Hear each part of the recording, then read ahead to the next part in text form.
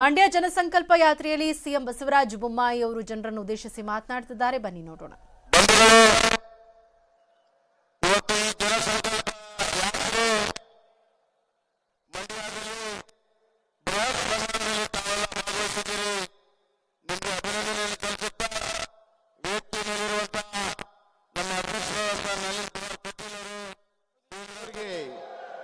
ನಮ್ಮ ನೆಚ್ಚಿನ ಗೃಹ ಸಚಿವರಾದಂಥ ಅಮಿತ್ ಶಾ ಜಿ ಅವರಿಗೆ, ಭಾರತೀಯ ಜನತಾ ಪಕ್ಷಕ್ಕೆ, ನಮ್ಮ ನಾಯಕರಾದಂಥ BS ಯಡಿಯೂರಪ್ಪನವರಿಗೆ,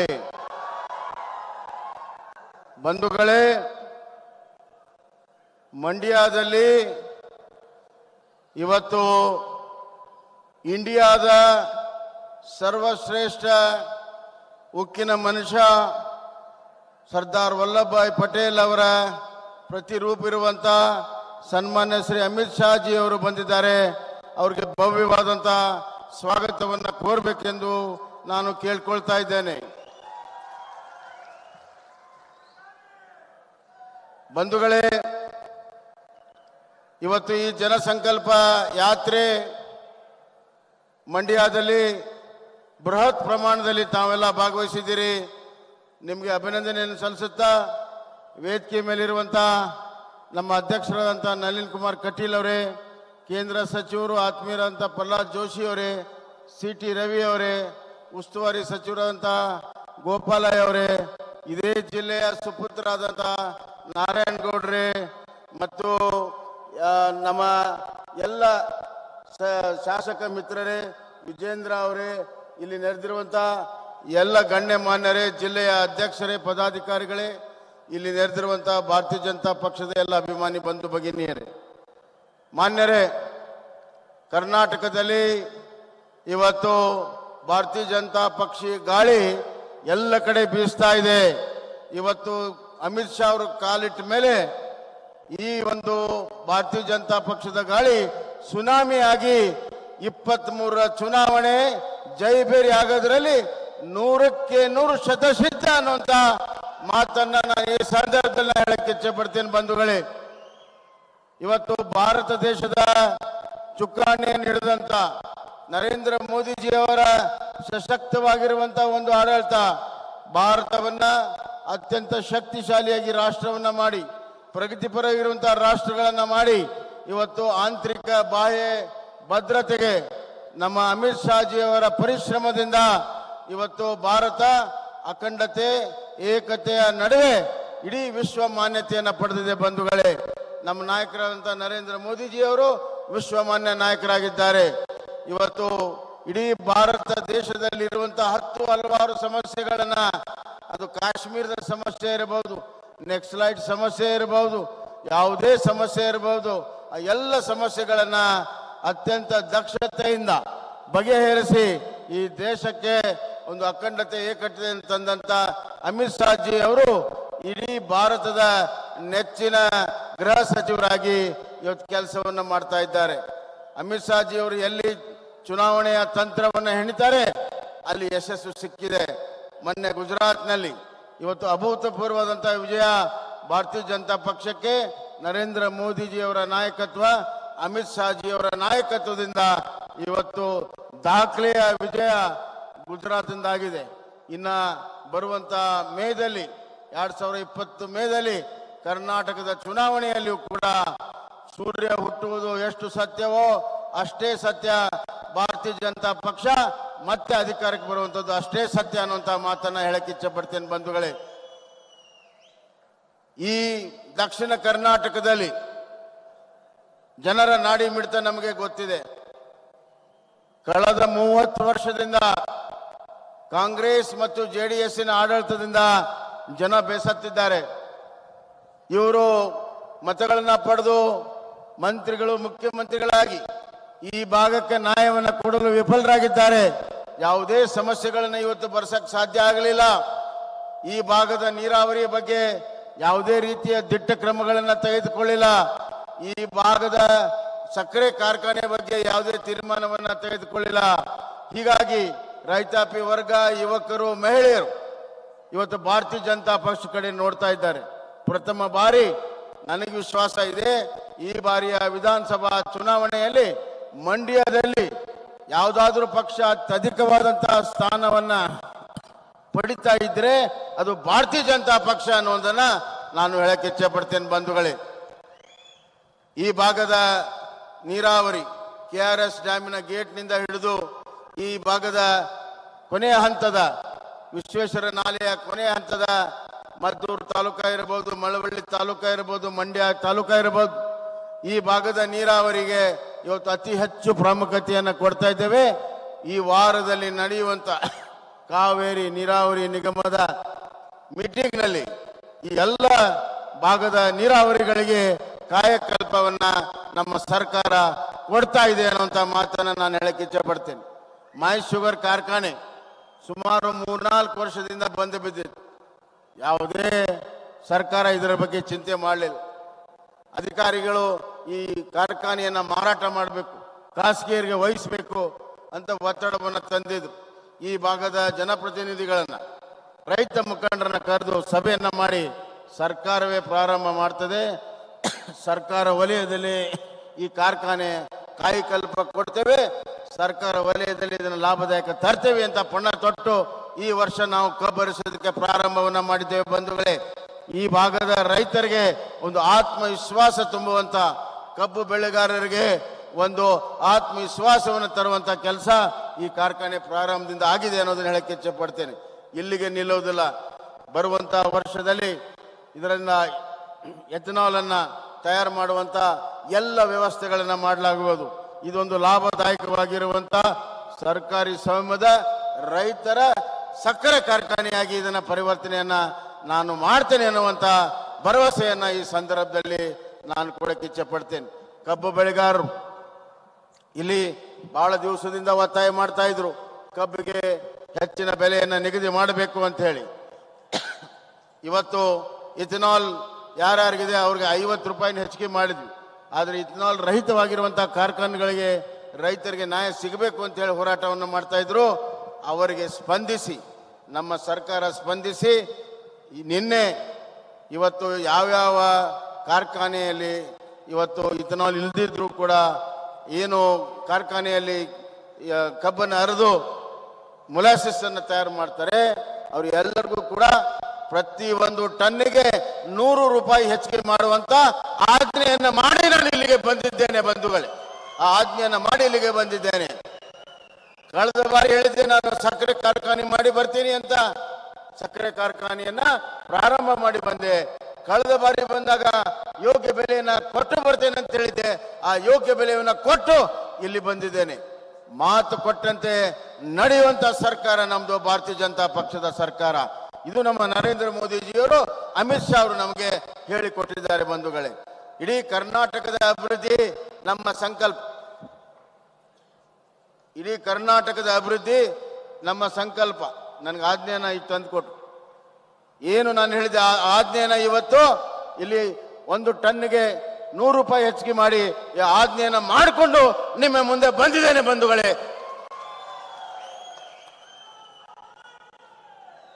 Mandya is India, Mandya is India ಅಂತ ನಾವೆಲ್ಲರೂ ಕೂಡ ಗೊತ್ತಿದೆ. ಆದ್ರಿಂದ ಮಂಡ್ಯ ಈಸ್ ಇಂಡಿಯಾ ಆಗಬೇಕಾದ್ರೆ ಈ ಭಾಗದ ರೈತಾಪಿ ವರ್ಗಕ್ಕೆ ಶಕ್ತಿಯನ್ನು ತುಂಬಬೇಕು, ಈ ಭಾಗದ ನೀರಾವರಿ ಆಗಬೇಕು. ಅಷ್ಟೇ ಅಲ್ಲ, ಈ ಭಾಗದಲ್ಲಿ ಕೈಗಾರಿಕೆಗಳು ಬರಬೇಕು. ಅಂದಾಗ ಮಾತ್ರ ಅದಾಗ್ತದೆ. ನೋಡಿ, ಡಬಲ್ ಇಂಜಿನ್ ಸರ್ಕಾರ, ಡಬಲ್ ಇಂಜಿನ್ ಸರ್ಕಾರದ ಮಹಿಮೆ ಏನಂತಂದ್ರೆ ಇಷ್ಟೇ ಹೇಳಿ ಬಯಸ್ತೇನೆ.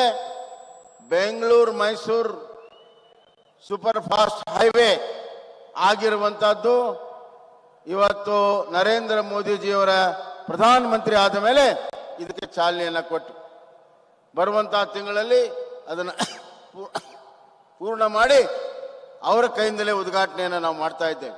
ಕೇವಲ 1.5 ಗಂಟೆಯಲ್ಲಿ ಬೆಂಗಳೂರು ಮೈಸೂರು ನಡುವೆ ರಸ್ತೆಯನ್ನ ಇವತ್ತು ನಮ್ಮ ಭಾರತೀಯ ಜನತಾ ಪಕ್ಷ ಕೇಂದ್ರ ಸರ್ಕಾರ ಇವತ್ತು ಮಾಡಿದೆ.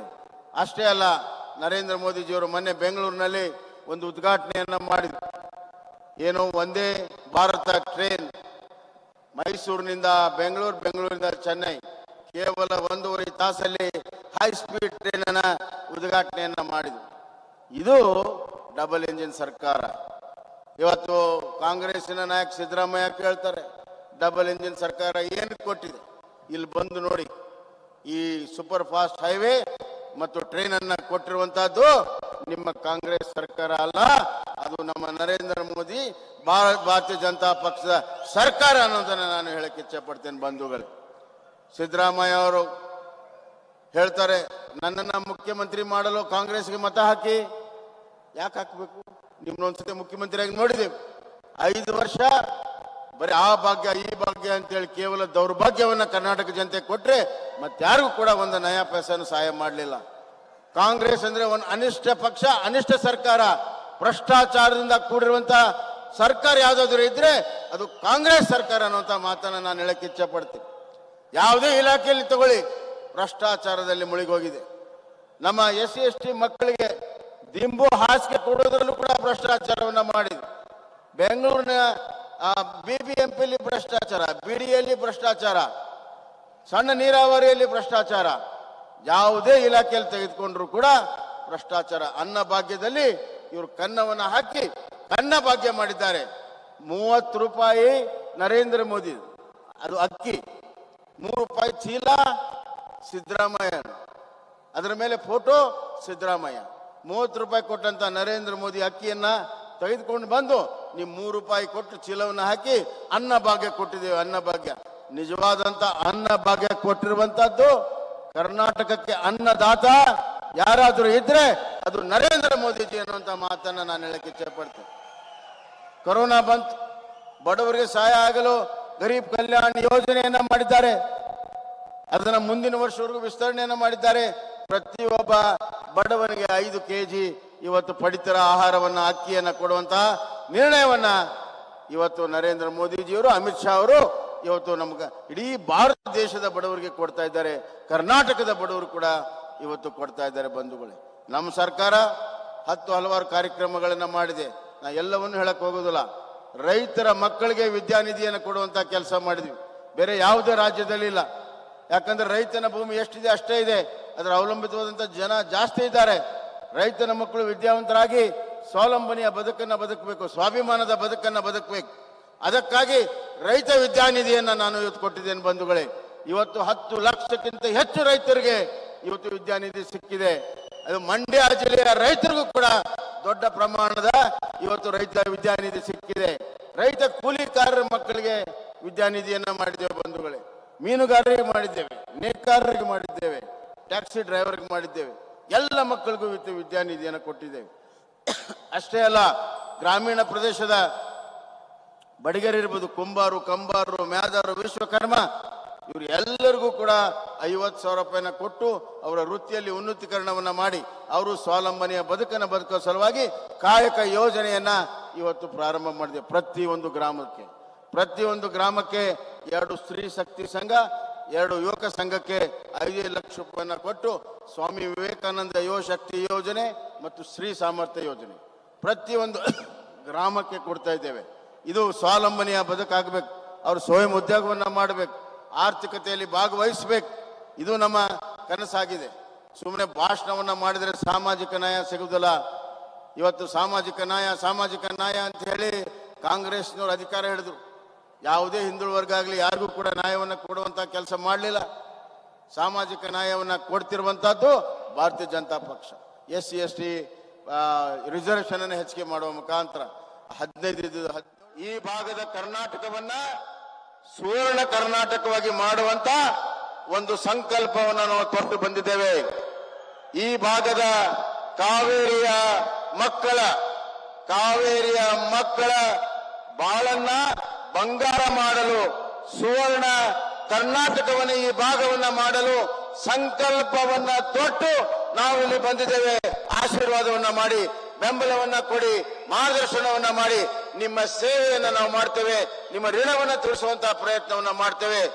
ನಿಮ್ಮ ವಿಶ್ವಾಸಕ್ಕೆ ಎಲ್ಲಿಯೂ ಕೂಡ ಚ್ಯುತಿ ಆಗದ ರೀತಿಯಲ್ಲಿ, ನಿಮ್ಮ ವಿಶ್ವಾಸಕ್ಕೆ ಒಂದು ಸಣ್ಣ ಚ್ಯುತಿ ಆಗದ ರೀತಿಯಲ್ಲಿ ಪ್ರಾಮಾಣಿಕವಾಗಿ ಬದಲಾವಣೆಯನ್ನ ತಂದು ನಿಮ್ಮ ಒಂದು ಆಶೋತ್ತರಗಳನ್ನು ಈಡೇರಿಸೋದಕ್ಕೆ ಸರ್ವ ಪ್ರಯತ್ನಗಳನ್ನ ಮಾಡ್ತೇವೆ. ಬಂಧುಗಳೇ, ಜಾತಿ, ಮತ, ಪಂಥ ಇವೆಲ್ಲವನ್ನು ಮೀರಿ ನಾವೆಲ್ಲ ಒಂದಾಗಿ ಈ ನಾಡಿನ ಅಭಿವೃದ್ಧಿಯನ್ನ ಮಾಡಿ, ನಮ್ಮ ಅಭಿವೃದ್ಧಿಯನ್ನ ಮಾಡಿ, ಇವತ್ತು ನವ ಕರ್ನಾಟಕದಿಂದ ನವ ಭಾರತ ನಿರ್ಮಾಣ ಮಾಡೋಣ. ಬನ್ನಿ, ಇಡೀ ಕರ್ನಾಟಕವನ್ನ ಕಟ್ಟಣ, ನವ ಕರ್ನಾಟಕವನ್ನ ಕಟ್ಟಣ. ಅದರಲ್ಲಿ ಮಂಡ್ಯ ಮತ್ತು ಈ ಭಾಗವನ್ನ ಭತ್ತ ಬೆಳೆಯುವಂತ, ಕಬ್ಬು ಬೆಳೆಯುವಂತ ಈ ನಾಡನ್ನ ಸಕ್ಕರೆಯ ರೀತಿಯಲ್ಲಿ ಸವಿಯಾಗಿ ಮತ್ತು ರೈತನ ಬಾಳು ಬಂಗಾರವಾದಂತ ಸುವರ್ಣ ಕರ್ನಾಟಕವನ್ನ ಕಟ್ಟಣ. ಆಶೀರ್ವಾದ ಇರಲಿ. ಧನ್ಯವಾದಗಳು. ಬೋಲೋ ಭಾರತ್ ಮಾತಾ ಕಿ.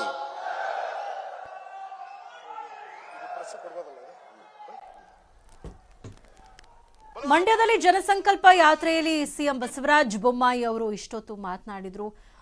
ಪ್ರಮುಖವಾಗಿ ರೈತರ ಬೇಡಿಕೆ ಕಬ್ಬಿಗೆ ಹೆಚ್ಚಿನ ಬೆಂಬಲ ಬೆಲೆಯನ್ನು ಘೋಷಣೆ ಮಾಡಬೇಕು ಅನ್ನುವಂತಹ ಬೇಡಿಕೆ ಏನಿದೆ, ಈ ಬೇಡಿಕೆಯನ್ನು ಸರ್ಕಾರ ಗಂಭೀರವಾಗಿ ಪರಿಗಣಿಸಿದೆ. ಅದರ ಜೊತೆಗೆ ಕೇಂದ್ರ ಸರ್ಕಾರ ಹಾಗೆ ರಾಜ್ಯ ಸರ್ಕಾರಗಳು ರೈತರ ಮಕ್ಕಳಿಗಾಗಿ ತಂದಿರುವಂತಹ ವಿದ್ಯಾನಿಧಿ ಯೋಜನೆ ಸೇರಿದಂತೆ ಇಲ್ಲಿ ತನಕ ಏನೆಲ್ಲ ಯೋಜನೆಗಳು ಸರ್ಕಾರದಿಂದ ಜಾರಿಯಾಗಿದೆ ಅನ್ನೋದ್ರ ಬಗ್ಗೆ ಸಿಎಂ ಬಸವರಾಜ ಬೊಮ್ಮಾಯಿ ಅವರು ಮಾತನಾಡಿದರು.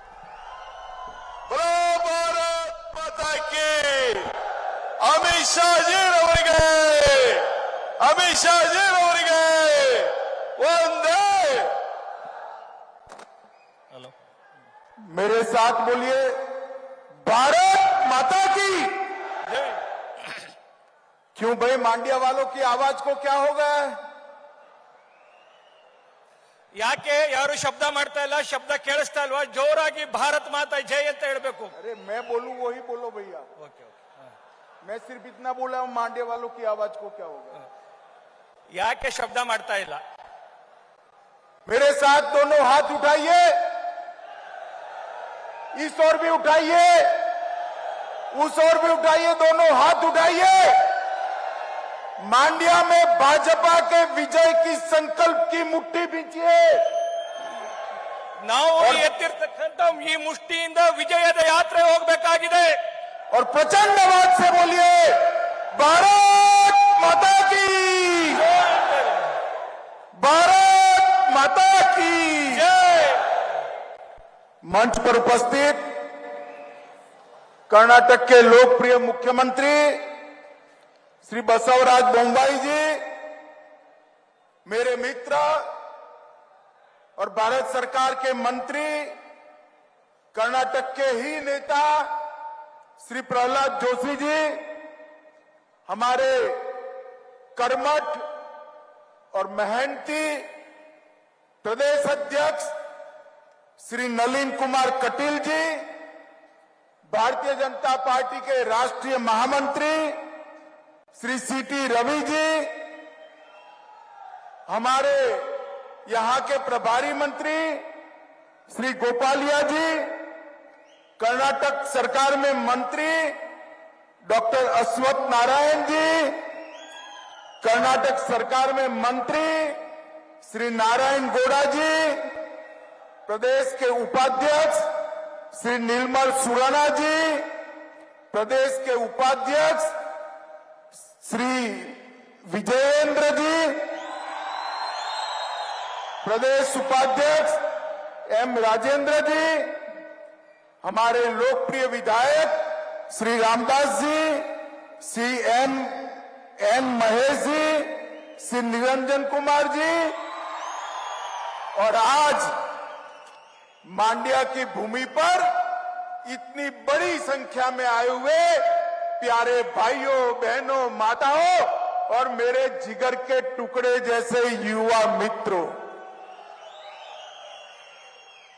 आज सबसे पहले हमारे प्रिय प्रधानमंत्री मोदी जी की माता का निधन हुआ है. पूज्य हीराबा हम सब के बीच में नहीं रहे. इस शोक की घड़ी में पूरा देश और हम सब मोदी जी और उनके परिवार के साथ दुख में खड़े हैं. सबसे पहले मैं पूज्य हीराबा को श्रद्धांजलि देकर मेरी बात की शुरुआत करना चाहता हूं. ಇವತ್ತು ನಮ್ಮ ಪ್ರಿಯ ನೇತಾರ ಆದರಣೀಯ ನರೇಂದ್ರ ಮೋದಿ ಅವರ ತಾಯಿ ಇವತ್ತು ವಿಧಿವಶರಾದ್ರು. ಇಡೀ ದೇಶ ದುಃಖದ ಕಡಲಲ್ಲಿ ಇರತಕ್ಕಂತ ಈ ಒಂದು ಸಂದರ್ಭದಲ್ಲಿ ಈ ಕಾರ್ಯಕ್ರಮ ನಡೀತಾ ಇದೆ. ಪ್ರಾರಂಭದಲ್ಲಿ ನಾವು ಆ ಮಹಾನ್ ಚೇತನಕ್ಕೆ ಶ್ರದ್ಧಾಂಜಲಿಯನ್ನು ಸಲ್ಲಿಸ್ತಾ ಕಾರ್ಯಕ್ರಮವನ್ನ ಪ್ರಾರಂಭ ಮಾಡೋಣ. मित्रों, यहां मैं आया हूं तब सबसे पहले मेलेकोटे के स्वामी चेलू नारायण, चुनचुनगिरी के काल भैरव, श्री रंगपटना के रंगनाथ स्वामी, मुद्दूर और किक्केरी के श्री नरसिम्हा स्वामी के सामने अपना शीश झुकाकर मेरी बात की शुरुआत करना चाहता हूं। ಪ್ರಾರಂಭದಲ್ಲಿ ಮೇಲುಕೋಟೆಯ ಚೆಲುವರಾಯ ಸ್ವಾಮಿ, ಆದಿ ಚುಂಚನಗಿರಿಯ ಕಾಳಭೈರೇಶ್ವರ, ಶ್ರೀರಂಗಪಟ್ಟಣದ ರಂಗನಾಥ ಇವರೆಲ್ಲರಿಗೂ ಸ್ಮರಣೆ ಮಾಡಿ ನಮಸ್ಕಾರವನ್ನು ಮಾಡ್ತಾ ಕಾರ್ಯಕ್ರಮವನ್ನು ಶುರು ಮಾಡೋಣ. नरसिम्हा स्वामी भूल गया। नरसिंह सर, ओके ओके, आप थोड़ा लिखो भाई। मित्रों, आज जब मैं यहाँ आया हूं तब ये महान भूमि आदि शंकराचार्य, गुरु माधवाचार्य, आचार्य रामानुज और जगत ज्योति बसवन्ना के विचरण करने वाली भूमि है। इसको प्रणाम करता हूं मैं। ಹಾಗೆ ಪೂಜ್ಯ ಆದಿಶಂಕರರನ್ನ ಸ್ಮರಣೆ ಮಾಡ್ತಾ, ಹಾಗೆ ರಾಮಾನುಜಾಚಾರ್ಯರನ್ನು ಕೂಡ ಸ್ಮರಣೆಯನ್ನ ಮಾಡ್ತಾ, ಜಗಜ್ಯೋತಿ ಬಸವೇಶ್ವರರನ್ನ ಧ್ಯಾನ ಮಾಡ್ತಾ ಈ ಒಂದು ಕಾರ್ಯಕ್ರಮವನ್ನು ಶುರು ಮಾಡೋಣ. मित्रों, आचार्य रामानुज ने अपने जीवन के 12 साल यहीं पर मेलेकोटे में मांड्या में व्यतीत कर धर्म का पुनर्जागरण का काम किया था। ಸ್ವತಃ ರಾಮಾನುಜಾಚಾರ್ಯರು ಈ ಮಂಡ್ಯದಲ್ಲೇ ತಮ್ಮ ಬಾಲ್ಯದ 12 ವರ್ಷಗಳನ್ನ ಕಳೆದು ತಮ್ಮ ಏನು ಆಧ್ಯಾತ್ಮದ ಒಂದು ಅಧ್ಯಯನವನ್ನು ಕೂಡ ಇಲ್ಲೇ ಪ್ರಾರಂಭವನ್ನು ಮಾಡಿದ್ರು. मित्रों, मैं जिस भूमि पर खड़ा हूं, यहां पर मैं नलवाड़ी कृष्णराज वड़ियार और भारत रत्न श्री एम विश्वेश्वरैया को भी प्रणाम कर मेरी बात की शुरुआत करना चाहता हूं। ಹಾಗೆ ನಾಲ್ವಡಿ ಕೃಷ್ಣರಾಜ ಒಡೆಯರ್ ಹಾಗೂ ವಿಶ್ವೇಶ್ವರಯ್ಯರನ್ನು ಕೂಡ ಈ ಸಂದರ್ಭದಲ್ಲಿ ನಾನು ಸ್ಮರಣೆಯನ್ನು ಮಾಡ್ತೇನೆ. मैं आदि चुनचुनगिरी मठ के दिवंगत स्वामी श्री श्री श्री बाल गंगाधर नाथ को भी प्रणाम कर मेरी बात की शुरुआत करना चाहता हूं। ಹಾಗೆ ಆದಿಚುಂಚನಗಿರಿ ಶ್ರೀಗಳಾದಂತ ಬಾಲಗಂಗಾಧರ ನಾಥ ಸ್ವಾಮಿಗಳಿಗೂ ಕೂಡ ಪ್ರಣಾಮವನ್ನು ನಾನು ಈ ಸಂದರ್ಭದಲ್ಲಿ ಮಾಡ್ತೇನೆ. और ये मांड्या जिला हमारे प्रिय नेता येदुरप्पा जी का जन्म स्थान है। ಹಾಗೆ ನಮ್ಮ ಪಕ್ಷದ ಹಿರಿಯ ನಾಯಕರಾಗಿರ್ತಕ್ಕಂಥ ಆದರಣೀಯ ಯಡಿಯೂರಪ್ಪನವರ ಜನ್ಮಸ್ಥಳ ಕೂಡ ಈ ಜಾಗ ಆಗಿದೆ. और आज येदुरप्पा जी देश में नहीं है, विदेश में है। आज सुबह ही उनका फोन आया था कि अमित भाई, आपको मालूम है मांड्या मेरा जन्म स्थान है, मेरा जन्म मांड्या में हुआ था। मैंने बोला मैं आपकी याद मांड्या वालों को जरूर दिला दूंगा। ಹಾಗೆ ಯಾವಾಗಲೂ ಯಡಿಯೂರಪ್ಪನವರು ಸ್ಮರಣೆಯನ್ನು ಮಾಡಿಕೊಳ್ತಾರೆ, ಮಂಡ್ಯ ಕೂಡ ತಮ್ಮ ಜನ್ಮಸ್ಥಾನ ಅಂತೇಳಿ ಅದನ್ನು ಕೂಡ ನಾನೀಗ ನೆನಪನ್ನ ಮಾಡ್ತಾ ಇದ್ದೀನಿ. मित्रों, मैं 2018 के चुनाव की शुरुआत मांड्या जिले से की थी। यहां से एक मुट्ठी अनाज मांगकर कांग्रेस के शासनों में जिन किसानों को अन्याय हुआ था, उनको न्याय दिलाने के लिए भारतीय जनता पार्टी ने शपथ ली थी। 2018ರ ಚುನಾವಣೆಯಲ್ಲಿ ಮಂಡ್ಯದಿಂದನೇ ನಾವು ಪ್ರಾರಂಭವನ್ನು ಮಾಡಿದ್ವಿ. ಯಾವ ರೈತರಿಗೆ ಅನ್ಯಾಯ ಆಗಿದೆ ಅಂತೇಳಿ ಒಂದು ಮುಷ್ಟಿ ಮಣ್ಣಿನಿಂದ ನಾವು ಪ್ರಾರಂಭವನ್ನು ಮಾಡಿದ್ವಿ. ಅದಕ್ಕೆ ತಕ್ಕವನ್ನು ಉತ್ತರವನ್ನು ಕೊಡಬೇಕಾಗಿದೆ ಇವತ್ತು ನಾವು. और कर्नाटक की महान जनता ने हमें सबसे बड़ी पार्टी बनाकर सरकार बनाने का मौका कर्नाटक के अंदर दिया। ಕರ್ನಾಟಕದ ಜನತೆ ನಮಗೆ ಅತ್ಯಂತ ದೊಡ್ಡದಾದಂತ ರಾಜಕೀಯ ಪಾರ್ಟಿಯಾಗಿ ಅವಕಾಶವನ್ನು ಮಾಡಿಕೊಟ್ಟಿರ್ತಕ್ಕಂಥದ್ದು ನಿಮಗೆ ಗೊತ್ತಿದೆ. 2019 में मोदी जी के नेतृत्व में 52% वोट के साथ कर्नाटक की 28 में से 26 सीटें आपने भारतीय जनता पार्टी की झोली में डालने का काम किया है। 2019ರ ಚುನಾವಣೆ ಒಳಗಡೆ ಕರ್ನಾಟಕದಲ್ಲಿ ಮೋದಿ ಅವರ ನೇತೃತ್ವಕ್ಕೆ ಸುಮಾರು 52% ಓಟನ್ನು ಕೊಡೋದ್ರ ಮುಖಾಂತರ 25 ಸ್ಥಾನದ ಲೋಕಸಭೆಯನ್ನ ಗೆಲ್ಲಿಸತಕ್ಕಂತ ಅವಕಾಶವನ್ನು ಮಾಡಿಕೊಟ್ರಿ. और मित्रों, आज मैं यहां आया हूं, बहुत हो गया जेडीएस कांग्रेस, कांग्रेस जेडीएस। इस बार मांड्या ने, मैसूर ने पूर्ण बहुमत से भारतीय जनता पार्टी को जिताना है। ಅನೇಕ ಸಂಗತಿಗಳನ್ನು ನಾವು ನೋಡಿದ್ವಿ. ನಾವು ಒಮ್ಮೆ ಕಾಂಗ್ರೆಸ್ ಒಮ್ಮೆ ಜೆಡಿಎಸ್ ಅಂತೇಳಿ. ಈ ಬಾರಿ ಮಂಡ್ಯ ಮತ್ತೆ ಮೈಸೂರಿನಲ್ಲಿ ಖಂಡಿತವಾಗ್ಲೂ ಭಾರತೀಯ ಜನತಾ ಪಾರ್ಟಿಯ ವಿಜಯ ಯಾತ್ರೆ ಆಗುತ್ತೆ. ದೊಡ್ಡ ಬೆಂಬಲವನ್ನು ಕೂಡ ಭಾರತೀಯ ಜನತಾ ಪಾರ್ಟಿಗೆ ಸಿಗೋದಿದೆ. ये कांग्रेस और जेडीएस दोनों परिवारवादी पार्टियां हैं, भ्रष्टाचारी पार्टियां हैं। ಕಾಂಗ್ರೆಸ್ ಹಾಗೂ ಜೆಡಿಎಸ್ ಒಂದು ಪರಿವಾರ, ಒಂದು ಕುಟುಂಬದ ರಾಜಕಾರಣವನ್ನು ಮಾಡ್ತಾ ಇರ್ತಕ್ಕಂಥ ರಾಜಕೀಯ ಪಾರ್ಟಿ, ಭ್ರಷ್ಟಾಚಾರದಿಂದ ತುಂಬಿರ್ತಕ್ಕಂಥ ಒಂದು ರಾಜಕೀಯ ಪಾರ್ಟಿ. मित्रों, हमने दोनों के शासन देखे हैं। कांग्रेस आती है तो कर्नाटक दिल्ली का एटीएम बन जाता है। ಕಾಂಗ್ರೆಸ್ ಬರುತ್ತೆ, ಕರ್ನಾಟಕ ಮತ್ತೆ ದಿಲ್ಲಿಯ ವ್ಯತ್ಯಾಸವನ್ನು ಹೇಳುವಂತ ಒಂದು ಪ್ರಯತ್ನವನ್ನು ಮಾಡುತ್ತೆ. और जेडीएस आती है तो एक परिवार के लिए एटीएम बन जाता है। ಜೆಡಿಎಸ್ ಯಾವಾಗ್ಲೂ ಯೋಚನೆ ಮಾಡುತ್ತೆ ಒಂದು ಕುಟುಂಬವನ್ನ ಹೇಗೆ, ಒಂದು ವಂಶವನ್ನ ಪೋಷಣೆ ಮಾಡಬೇಕು ಅಂತ ಹೇಳಿ. बारी बारी ये दोनों पार्टियों ने भ्रष्टाचार कर कर्नाटक के विकास को रोकने का काम किया है। ಪ್ರತಿ ಬಾರಿಯೂ ಎರಡು ಪಕ್ಷಗಳು ಇದೇ ಮಾಡಿ ಭ್ರಷ್ಟಾಚಾರದಿಂದ ತುಂಬಿ ಇಡೀ ರಾಜಕಾರಣವನ್ನು ಹೊಲಸು ಮಾಡತಕ್ಕಂಥ ಕೆಲಸವನ್ನು ಕೂಡ ಮಾಡುತ್ತೆ. और मित्रों, अब समय आ गया है परिवारवाद और भ्रष्टाचार से मुक्त करने का। भारतीय जनता पार्टी को पूर्ण बहुमत के साथ एक बार सत्ता दीजिए, डबल इंजन की सरकार बनाइए। हम आने वाले 5 साल में मोदी जी के नेतृत्व में कर्नाटक को विकास के रास्ते पर बहुत आगे ले जाएंगे। ಈ ಪರಿವಾರವಾದ ಮತ್ತೆ ಭ್ರಷ್ಟಾಚಾರವನ್ನು ಮುಕ್ತ ಮಾಡಿ ಜೆಡಿಎಸ್ ಮತ್ತೆ ಕಾಂಗ್ರೆಸ್ ಕಿತ್ತೊಗೆದು ಒಂದು ಡಬಲ್ ಇಂಜಿನ್ ಸರ್ಕಾರ ಮೋದಿ ಅವರ ನೇತೃತ್ವದಲ್ಲಿ ಒಂದು ಯಶಸ್ವಿ 5 ವರ್ಷದ ಆಡಳಿತವನ್ನು ಮಾಡಬೇಕಾದಂತ ಅವಶ್ಯಕತೆ ಇವತ್ತಿದೆ ಸ್ನೇಹಿತರೆ. ये जो कांग्रेस पार्टी और जेडीएस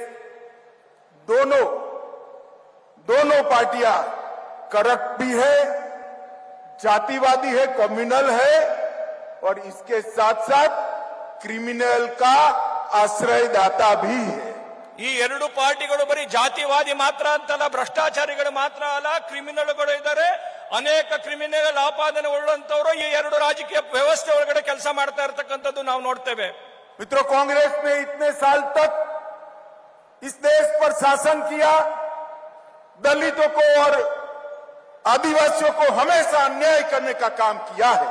ಇವರೆಲ್ಲ ಆಡಳಿತದ ಕಾಲದೊಳಗಡೆ ದಲಿತರಿಗೆ, ಆದಿವಾಸಿಗಳಿಗೆ ಅನ್ಯಾಯವನ್ನು ಮಾಡತಕ್ಕಂಥ ಕಾರ್ಯವನ್ನು ಇವರು ಆಡಳಿತದಲ್ಲಿ ನಡೀತಾ ಇರತಕ್ಕಂಥದ್ದು ನಾವು ನೋಡಿದೀವಿ. ನಾವು भारतीय जनता पार्टी का शासन आने के बाद हमें 2 राष्ट्रपति बनाने का मौका मिला। ಭಾರತೀಯ ಜನತಾ ಪಾರ್ಟಿ ಆಡಳಿತದಲ್ಲಿ ನಾವು ಒಂದು ವಿಶೇಷವಾದಂತಹ ಕಾರ್ಯವನ್ನು ಮಾಡಲಿಕ್ಕಂತ ಅವಕಾಶವನ್ನು ನಮಗೆ ಸಿಕ್ತು. एक बार गरीब दलित के बेटे रामनाथ कोविंद को बनाया और दूसरी बार एक गरीब संथाली आदिवासी की बेटी श्रीमती द्रौपदी मुर्मू को भारत का राष्ट्रपति बनाने का काम। ಭಾರತೀಯ ಜನತಾ ಪಾರ್ಟಿ ನಮಗೆ ಅವಕಾಶ ಸಿಕ್ಕಂತ ಸಂದರ್ಭದಲ್ಲಿ ಇಬ್ಬರು ದಲಿತರನ್ನ ಈ ದೇಶದ ಶ್ರೇಷ್ಠ ರಾಷ್ಟ್ರಪತಿಗಳಾಗಿ ಮಾಡತಕ್ಕಂಥ ಕಾರ್ಯವನ್ನು ನಾವು ಮಾಡಿದ್ವಿ. ಒಂದು ರಾಮನಾಥ್ ಕೋವಿಂದ್ ಅವರನ್ನ ಮಾಡಿದ್ವಿ, ಇವತ್ತು ದ್ರೌಪದಿ ಮುರ್ಮು ಅವರನ್ನ ರಾಷ್ಟ್ರಪತಿಗಳನ್ನಾಗಿ ಮಾಡತಕ್ಕಂಥ ಕೆಲಸವನ್ನು ನಾವು ಮಾಡಿದ್ವಿ. भारतीय जनता पार्टी ने गरीबों के, पिछड़ों के, दलितों के, आदिवासियों के कल्याण के लिए ढेर सारे काम किए हैं। ಭಾರತೀಯ ಜನತಾ ಪಾರ್ಟಿ ದಲಿತರಿಗೆ, ದೀನ ದಲಿತರಿಗೆ, ಆದಿವಾಸಿಗಳಿಗೆ ಇಡೀ ದೇಶವ್ಯಾಪಿ ಕಾರ್ಯವನ್ನ ಮಾಡತಕ್ಕಂಥ, ಅವರ ಕಲ್ಯಾಣವನ್ನು ಮಾಡತಕ್ಕಂಥ ಕೆಲಸವನ್ನು ನಾವು ಮಾಡಿದ್ವಿ.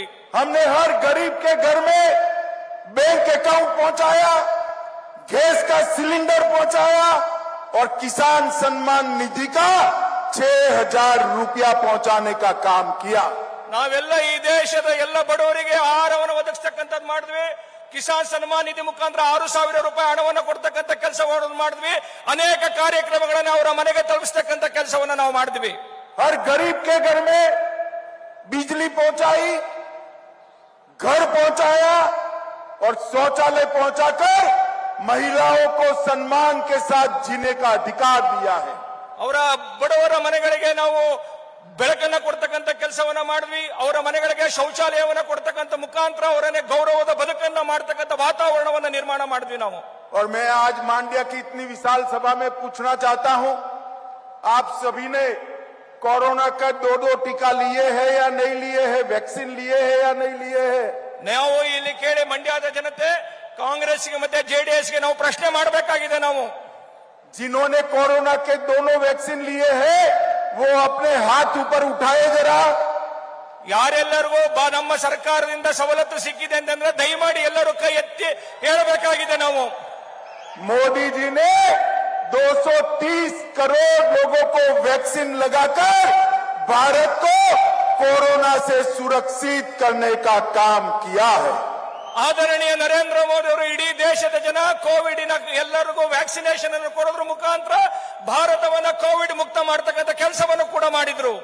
और 80 करोड़ लोगों को 2 साल से हर व्यक्ति को 5 किलो अनाज फ्री ऑफ कॉस्ट मुफ्त में देने का काम नरेंद्र मोदी सरकार ने किया है. 80 ಕೋಟಿ ಜನರಿಗೆ 5 ಕೆಜಿ ಅಕ್ಕಿಯನ್ನು ಕಳೆದ 1 ವರ್ಷದಿಂದ ನರೇಂದ್ರ ಮೋದಿ ಅವರು ಕೊಡೋದ್ರ ಮುಖಾಂತರ ಈ ದೇಶದಲ್ಲಿ ಆಹಾರ ಭದ್ರತೆಯನ್ನು ಕೊಡತಕ್ಕಂಥ ಕೆಲಸವನ್ನು ಕೂಡ ಮಾಡಿದ್ರು. मित्रों, नरेंद्र मोदी सरकार ने अभी अभी मुंबई सरकार की सिफारिश पर बेटा कुर्बा जाति को एसटी समुदाय में समाहित कर लगभग हजारों लोगों को एसटी का लाभ देने का काम किया है. ಸನ್ಮಾನ್ಯ ಬೊಮ್ಮಾಯಿ ಅವರ ಸರ್ಕಾರ, ಆದರಣೀಯ ನರೇಂದ್ರ ಮೋದಿ ಅವರ ಸರ್ಕಾರ ಏನು ಎಸ್ಟಿಗೆ ಬೇಕಾದಂತ ಮೀಸಲಾತಿಯನ್ನು ಕೊಡ್ತಕ್ಕಂತ ಅವರನ್ನ ಆ ಪಟ್ಟಿಗೆ ಸೇರಿಸೋದ್ರ ಮುಖಾಂತರ ಲಕ್ಷಾಂತರ ಜನರಿಗೆ ಪರಿಹಾರವನ್ನ ಸಹಾಯವನ್ನ ಮಾಡತಕ್ಕಂತ ಕೆಲಸವನ್ನು ಕೂಡ ಮಾಡ್ತು. मुझे बताओ मांड्या वालों, आप लोग चाहते थे कि नहीं कि अयोध्या में भगवान श्री राम का मंदिर बने? ತಮ್ಮೆಲ್ಲರಿಗೂ ಗೊತ್ತಿದೆ ಸ್ನೇಹಿತರೆ, ಅಯೋಧ್ಯೆಯಲ್ಲಿ ಭವ್ಯವಾದಂತ ರಾಮ ಮಂದಿರದ ನಿರ್ಮಾಣ ಆಗ್ತಾ ಇದೆಯೋ ಇಲ್ವೋ? जरा जोर से बोलिए, आप राम मंदिर बनना चाहिए या नहीं बनना चाहिए? ಅಲ್ಲಿ ಭವ್ಯವಾದಂತ ರಾಮ ಮಂದಿರ ಕಟ್ಟಬೇಕೋ ಬೇಡವೋ? बाबर के जमाने से ये राम मंदिर बनता नहीं था. कांग्रेस उसको कोर्ट में अटका कर पड़ी थी. मोदी जी ने 2019 में राम जन्मभूमि का शिलान्यास किया. और युवाओं, मैं आपको बताने आया हूं, 1 जनवरी 2024 का रिजर्वेशन अयोध्या का करा लीजिए. अयोध्या में भव्य राम मंदिर वहां पर बनकर तैयार हो जाएगा. ಅನೇಕ ವರ್ಷಗಳು ಕಾಂಗ್ರೆಸ್ ಭವ್ಯವಾದಂತ ರಾಮ ಮಂದಿರದ ನಿರ್ಮಾಣಕ್ಕೆ ಬಹಳ ತೊಂದರೆಯನ್ನು ಕೊಟ್ಟಿದ್ರು ಕೂಡ 2019ನೇ ಇಸ್ವಿ ಒಳಗಡೆ ಶಿಲಾನ್ಯಾಸವನ್ನ ಮಾಡುವ ಮುಖಾಂತರ 2024ಕ್ಕೆ ನಮ್ಮ ಮುಂದೆ ಭವ್ಯವಾದಂತ ರಾಮ ಮಂದಿರದ ನಿರ್ಮಾಣ ಆಗತ್ತೆ. ಇಲ್ಲಿನ ಯುವಕರೇ ಇವತ್ತೇ ಯೋಚನೆ ಮಾಡಿ ಭವ್ಯವಾದಂತ ರಾಮ ಮಂದಿರದ ನಿರ್ಮಾಣ ಈ ದೇಶದಲ್ಲಿ ಆಗೋದು ತಾವು ನೋಡ್ತಾ ಇದ್ದೀರಿ. मित्रों, मोदी जी ने इसके साथ केदारनाथ, बद्रीनाथ, काशी विश्वनाथ, इसका भी उद्धार करने का काम किया है. ಬರೀ ಇಷ್ಟೇ ಮಾತ್ರ ಅಂತಲ್ಲ, ಏನೆಲ್ಲ ಪುನರುತ್ಥಾನದ ಕಾರ್ಯ ಅದು ಕಾಶಿ ವಿಶ್ವನಾಥನನ್ನ ಮಾಡಿದ್ರು, ಕೇದಾರನಾಥದಲ್ಲಿ ಭವ್ಯವಾದಂತ ನಿರ್ಮಾಣವನ್ನ ಮಾಡತಕ್ಕಂತ ಕೆಲಸ ಮಾಡಿದ್ರು. ಪ್ರತಿಯೊಂದು ಈ ತರದ ಸಂಗತಿಗಳನ್ನ ನಿರ್ಮಾಣದ ಮುಖಾಂತರ ನಾವು ಕಾರ್ಯವನ್ನು ಮುಂದುವರಿಸ್ತಾ ಇರ್ತಕ್ಕಂಥದ್ದು ನೋಡಿದ್ದೀವಿ. ನಾವು कांग्रेस ने इस मैसूर क्षेत्र के विकास के लिए, जेडीएस ने इस मैसूर क्षेत्र के विकास के लिए, मांड्या के विकास के लिए कुछ नहीं किया. ಕಾಂಗ್ರೆಸ್ ಕರ್ನಾಟಕ ಮತ್ತೆ ಜೆಡಿಎಸ್ ಮೈಸೂರು ಮಂಡ್ಯ ಭಾಗದಲ್ಲಿ ಈ ಭಾಗದ ವಿಕಾಸಕ್ಕೆ ಏನು ಕೆಲಸವನ್ನು ಮಾಡಲಿಲ್ಲ. भारतीय जनता पार्टी ने मैसूर बैंगलोर एक्सप्रेस वे बनाने का काम किया. मौजूदा रेलवे को 2 लेन बनाने का काम किया. इसके इलेक्ट्रिफिकेशन का काम किया. ಭಾರತೀಯ ಜನತಾ ಪಾರ್ಟಿ ಮೈಸೂರು ಮತ್ತು ಬೆಂಗಳೂರಿನ ಮಧ್ಯೆ ಎಕ್ಸ್ಪ್ರೆಸ್ ರೈಲ್ವೆ, ಹಾಗೆ ರೈಲಿಗೆ ಬೇಕಾದಂತ ಈ ಡಬಲ್ ಟ್ರ್ಯಾಕ್, ಹಾಗೆ ಎಲೆಕ್ಟ್ರಿಫಿಕೇಶನ್ ಮಾಡತಕ್ಕಂಥ ಕೆಲಸವನ್ನು ಕೂಡ ನಮ್ಮ ಸರ್ಕಾರದ ಅವಧಿಯಲ್ಲಿ ನಾವು ಮಾಡಿದ್ವಿ. नहीं, रेलवे का बता दिए. मैं बोम्बाई जी को बहुत बहुत अभिनंदन देना चाहता हूं. आपकी माई शुगर फैक्ट्री बंद थी, वो माई शुगर फैक्ट्री को चालू करने का काम हमारे ऐसा बोम्बाई जी ने किया. ನಾನು ಬೊಮ್ಮಾಯಿ ಅವರಿಗೂ ಕೂಡ ಅಭಿನಂದನೆಯನ್ನು ಸಲ್ಲಿಸ್ತೇನೆ. ಏನು ಮಂಡ್ಯದ ಮೈ ಶುಗರ್ ಕಾರ್ಖಾನೆ ನಿಂತು ಹೋಗಿತ್ತು, ಅದನ್ನು ಪುನರಾರಂಭ ಮಾಡತಕ್ಕಂಥ ಕೆಲಸವನ್ನು ಮಾಡಿದ್ರೆ ಅದಕ್ಕೆ ನಾನು ಮಾನ್ಯ ಮುಖ್ಯಮಂತ್ರಿಗಳಿಗೆ ಅಭಿನಂದನೆಯನ್ನು ಕೂಡ ಸಲ್ಲಿಸ್ತೇನೆ. मित्रों, मोदी जी ने किसानों के लिए ढेर सारे काम किए हैं. मोदी जी ने 6,000 रुपया किसान कल्याण निधि भेजी. येदुरप्पा जी ने इसके साथ 4,000 रुपया जोड़कर हर साल हर किसान को 10,000 रुपया सीधा इसके बैंक अकाउंट में भेजने का काम ये भारतीय जनता पार्टी की दोनों सरकारों ने किया। ಭಾರತೀಯ ಜನತಾ ಪಾರ್ಟಿ ಇಲ್ಲಿಯ ರೈತರಿಗೆ ಏನು ಮೋದಿ ಅವರು ಕೊಟ್ಟಿರ್ತಕ್ಕಂಥ 6,000 ರೂಪಾಯಿ, ಹಾಗೆ ಸನ್ಮಾನ್ಯ ಯಡಿಯೂರಪ್ಪನವರು ಕೊಟ್ಟಿರ್ತಕ್ಕಂಥ 4,000 ರೂಪಾಯಿ, ಒಟ್ಟು 10,000 ರೂಪಾಯಿಯನ್ನ ಅನೇಕ ರೈತರಿಗೆ, ಲಕ್ಷಾಂತರ ರೈತರಿಗೆ ಕರ್ನಾಟಕದಲ್ಲಿ ಕೊಡ್ತಕ್ಕಂಥ ಕೆಲಸವನ್ನು ನಾವು ಮಾಡಿದ್ವಿ. और अब तक कर्नाटक के 50 लाख किसानों को 11,000 करोड़ रुपया सीधा बैंक अकाउंट में देने का काम केंद्र और कर्नाटक की भारतीय जनता पार्टी की सरकार ने किया है। ತಮಗೆ ಗೊತ್ತಿರಲಿ, ಕರ್ನಾಟಕದ 40 ಲಕ್ಷ ರೈತರಿಗೆ ಸುಮಾರು 11,000 ಕೋಟಿ ರೂಪಾಯಿ ಹಣವನ್ನ ನೇರವಾಗಿ ಕೊಡ್ತಕ್ಕಂಥ ಕೆಲಸವನ್ನ ಮೋದಿ ಅವರ ಸರ್ಕಾರ ಮಾಡಿದೆ. केंद्र की माइक्रो इरिगेशन योजना में 1100 करोड़ रुपया दिया। लघु सिंचाई योजना के लिए भी 58% बजट बढ़ाया और लगभग 3 लाख हेक्टेयर भूमि में एडिशनल सिंचाई का काम नरेंद्र मोदी सरकार ने किया है। ನರೇಂದ್ರ ಮೋದಿ ಅವರ ಸರ್ಕಾರ ರೈತರ ಕೃಷಿಗೆ ಉತ್ತೇಜನ ಕೊಡ್ತಕ್ಕಂಥ ಸುಮಾರು 1,200 ಕೋಟಿ ರೂಪಾಯಿ ವಿಶೇಷ ಸವಲತ್ತು ಮುಖಾಂತರ ಈ ಭಾಗದೊಳಗಡೆ ಸುಮಾರು 3 ಲಕ್ಷ ಹೆಕ್ಟೇರ್ಗಳಲ್ಲಿ ಬೆಳೆಗೆ ಬೇಕಾದಂತ ಸಂಗತಿಗಳನ್ನು ಕೊಡ್ತಕ್ಕಂಥ ಕೆಲಸವನ್ನು ನಾವು ಮಾಡಿದ್ವಿ. मोदी, येदियुरप्पा जी और बसवराज बोम्माई ने 3 साल में कृषि के लिए 13,900 करोड़ रुपया किसानों के लिए आवंटित कर पहली बार किसान की सरकार होने का गर्व हासिल किया है। ಸನ್ಮಾನ್ಯ ಯಡಿಯೂರಪ್ಪನವರು ಹಾಗೆ ಆದರಣೀಯ ಬಸವರಾಜ ಬೊಮ್ಮಾಯಿ ಅವರ ಸರ್ಕಾರ ಈ ರಾಜ್ಯದ ರೈತರಿಗೋಸ್ಕರ ಕಳೆದ 3 ವರ್ಷಗಳಲ್ಲಿ ಇಷ್ಟು ದೊಡ್ಡ ಪ್ರಮಾಣದ 13,000 ಕೋಟಿ ಅಷ್ಟು ದೊಡ್ಡದಾದಂತ ರೈತರ ಬೆಳವಣಿಗೆಗೆ, ಅವರಿಗೆ ಕೃಷಿಗೆ ಬೇಕಾದಂತ ಉತ್ತೇಜನವನ್ನು ಕೊಡ್ತಕ್ಕಂಥ ಕೆಲಸವನ್ನ ಮಾಡಿತು. येदियुरप्पा जी और बसवराज जी के कार्यकाल में 2,80,000 करोड़ का इन्वेस्टमेंट लाकर कर्नाटक के औद्योगिक विकास को गति देने का काम ये भारतीय जनता पार्टी ने किया है। ಕರ್ನಾಟಕದಲ್ಲಿ ಸನ್ಮಾನ್ಯ ಯಡಿಯೂರಪ್ಪನವರು, ಸನ್ಮಾನ್ಯ ಬೊಮ್ಮಾಯಿ ಅವರ ನೇತೃತ್ವದಲ್ಲಿ ಸುಮಾರು 2,80,000 ಕೋಟಿ ರೂಪಾಯಿಯಷ್ಟು ಈ ರಾಜ್ಯದ ಒಟ್ಟು ಉತ್ಪಾದನೆಗೋಸ್ಕರ ವಿನಿಯೋಗಿಸತಕ್ಕಂಥ ಬಂಡವಾಳವನ್ನು ತೊಡಗಿಸತಕ್ಕಂಥ ಕಾರ್ಯವನ್ನು ಕೂಡ ಈ ನಮ್ಮ ಸಂದರ್ಭದಲ್ಲಿ ನಡೀತು. बसवराज जी के नेतृत्व में कर्नाटक को 2 साल से इंडिया इनोवेटिव इंडेक्स का सबसे ज्यादा नवाचार करने वाला राज्य मौका मिला है। ಏನು ಘೋಷಣೆ ಮಾಡತಕ್ಕಂಥ ಒಂದು ಇನೋವೇಟಿವ್ ಐಡಿಯಾಸ್ ಆಫ್ ಏನು ನಾವು ಅಡ್ಮಿನಿಸ್ಟ್ರೇಷನ್ ಅಂತಿದೆ, ಅದಕ್ಕೆ ನೀತಿಯಾಗುವ ಕರ್ನಾಟಕವನ್ನು ಯಾವತ್ತೂ ಕೂಡ 1ನೇ ಸ್ಥಾನವನ್ನು ನೋಡ್ತಕ್ಕಂಥ ಕೆಲಸವನ್ನು ಕೂಡ ನಮ್ಮ ಆಡಳಿತದ ಅವಧಿಯಲ್ಲಿ ಆಯಿತು. 8,000 करोड़ का बेंगलुरु मैसूर हाईवे, 20,000 करोड़ का बेंगलुरु हैदराबाद हाईवे भारतीय जनता पार्टी की सरकार ने बनाया है। ಹಾಗೆ ಮೈಸೂರು ಮತ್ತು ಬೆಂಗಳೂರು ಮಧ್ಯೆ ಇರತಕ್ಕಂಥ ಎಕ್ಸ್ಪ್ರೆಸ್ ಹೈವೇ ಹಾಗೂ ಬೆಂಗಳೂರು ಮತ್ತು ಹೈದರಾಬಾದ್ ಮಧ್ಯೆ ಸುಮಾರು 20,000 ಕೋಟಿ ರೂಪಾಯಿ ಹಣವನ್ನು ವಿನಿಯೋಗ ಮಾಡ್ತಾ ದೊಡ್ಡ ಎಕ್ಸ್ಪ್ರೆಸ್ ಹೈವೇ ಕೂಡ ಮಾಡತಕ್ಕಂಥ ಕೆಲಸವನ್ನು ನಾವು ಮಾಡ್ತಾ ಇದ್ದೀವಿ. हवाई अड्डे के लिए अभी टर्मिनस 2 बना, उसके लिए बेंगलोर में 5,000 करोड़ रुपया नरेंद्र मोदी सरकार ने टर्मिनस 2 के लिए खर्च किया है। ಒಟ್ಟು ಬೆಂಗಳೂರು ಮತ್ತು ಸುತ್ತಮುತ್ತ ವಿಕಾಸ ಅಲ್ಲಿಗೆ ಆಗಬೇಕಾದಂತ ಅಭಿವೃದ್ಧಿಗೋಸ್ಕರ ಸುಮಾರು 5 ಲಕ್ಷ ಕೋಟಿಯನ್ನು ವಿನಿಯೋಗಿಸತಕ್ಕಂಥ ಯೋಜನೆಯನ್ನು ಕೂಡ ನರೇಂದ್ರ ಮೋದಿ ಅವರ ಸರ್ಕಾರ ಮಾಡಿರತಕ್ಕಂಥದ್ದು. और मित्रों, रेलवे के बजट के अंदर 629 करोड़% की वृद्धि की है। ಹಾಗೆ ರೈಲ್ವೆ ಬಜೆಟ್ ನಲ್ಲಿ ಸುಮಾರು 635% ಅಷ್ಟು ಏನು ಮೊದಲು ಬಜೆಟ್ ಇತ್ತು ಅದಕ್ಕೆ ಜಾಸ್ತಿ ಮಾಡತಕ್ಕಂಥ ಕೆಲಸವನ್ನು ಕೂಡ ನಾವು ಮಾಡಿದ್ವಿ. अंत में मैं इतना ही कहना चाहता हूं मित्रों, 2024 के चुनाव के पहले कर्नाटक का चुनाव है। कर्नाटक के अंदर मैसूर मांड्या क्षेत्र के लोग इस बार भारतीय जनता पार्टी को विजयी बनाए।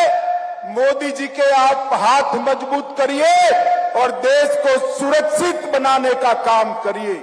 ನಾನು ಕಡೆಯದಾಗಿ ಇಷ್ಟೇ ಕೇಳ್ತೀನಿ, ಮೈಸೂರು ಮತ್ತೆ ಈ ಭಾಗದ ಹಳೆ ಮೈಸೂರು ಪ್ರಾಂತ್ಯದೊಳಗಡೆ ತಾವೆಲ್ಲರೂ ಕೂಡ ಆದರಣೀಯ ನರೇಂದ್ರ ಮೋದಿ ಅವರ ನೇತೃತ್ವದ ಭಾರತೀಯ ಜನತಾ ಪಾರ್ಟಿ ಹಾಗೂ ಕರ್ನಾಟಕದ ಸನ್ಮಾನ್ಯ ಬೊಮ್ಮಾಯಿ ಅವರ ನೇತೃತ್ವದ ಸರ್ಕಾರಕ್ಕೆ ದೊಡ್ಡದಾದಂತ ಬೆಂಬಲವನ್ನು ಕೊಡಬೇಕಾಗಿದೆ.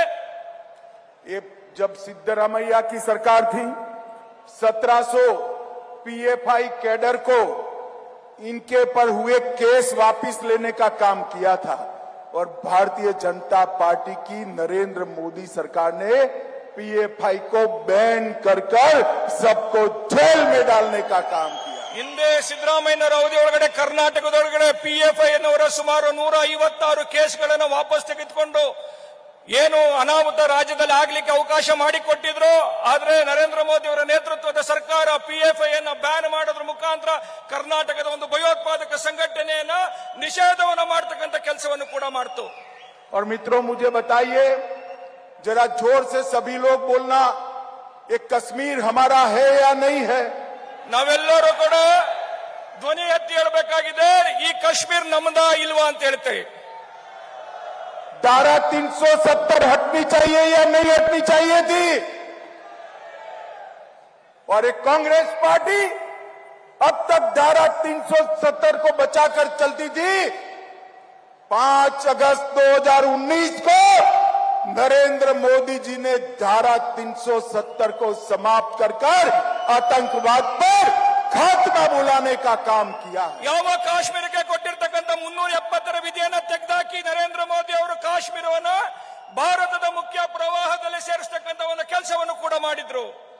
अंत में मैं इतना ही कहना चाहता हूं, आजादी के अमृत महोत्सव में मोदी जी का संकल्प है कि जब देश आजादी की शताब्दी मनाए, देश दुनिया में पहले नंबर पर हो। वो संकल्प पूरा करना है, देश को समृद्ध बनाना है, देश के गरीबों का कल्याण करना है और देश को सुरक्षित बनाना है, तो भारतीय जनता पार्टी को मजबूत करना पड़ेगा। मैं अंत में आप सभी को हाथ जोड़कर एक विनती करने आया हूं कि इस बार मांड्या मैसूर क्षेत्र की सभी सीटें भारतीय जनता पार्टी को देकर पूर्ण बहुमत की सरकार बनाइए। ಭಾರತದ ಈ ಅಮೃತ ಗಳಿಗೆ ಸಂದರ್ಭದೊಳಗಡೆ ಭಾರತವನ್ನ ಭವ್ಯವಾಗಿ ವಿಕಾಸವನ್ನು ಮಾಡ್ತಾ, ಭಾರತವನ್ನ ಸದೃಢವನ್ನು ಮಾಡ್ತಾ, ಈ ದೇಶದ ಒಂದು ಶಕ್ತಿಯನ್ನು ಜಗತ್ತಿಗೆ ತೋರಿಸತಕ್ಕಂತ ರೀತಿಯಲ್ಲಿ ಭಾರತವನ್ನ ಕಟ್ಟತಕ್ಕಂತ ಕೆಲಸವನ್ನ ಮಾಡಬೇಕಾಗಿದೆ. ಅದಕ್ಕೋಸ್ಕರ ಈ ಭಾಗದ ಜನ ಭಾರತೀಯ ಜನತಾ ಪಾರ್ಟಿಗೆ ಬೆಂಬಲವನ್ನು ಕೊಡೋದ್ರ ಮುಖಾಂತರ ಈ ದೇಶವನ್ನು ಕಟ್ಟತಕ್ಕಂತ ಕೆಲಸಕ್ಕೆ ತಮ್ಮ ಬೆಂಬಲ ಬೇಕಾಗಿದೆ. मेरे साथ दोनों हाथ उठाइए दोनों हाथ। भाजपा की सरकार बनने का संकल्प लेकर मेरे साथ जोर से बोलिए, भारत माता की जय, भारत माता की जय, भारत माता की जय, वंदे मातरम, वंदे मातरम, वंदे मातरम.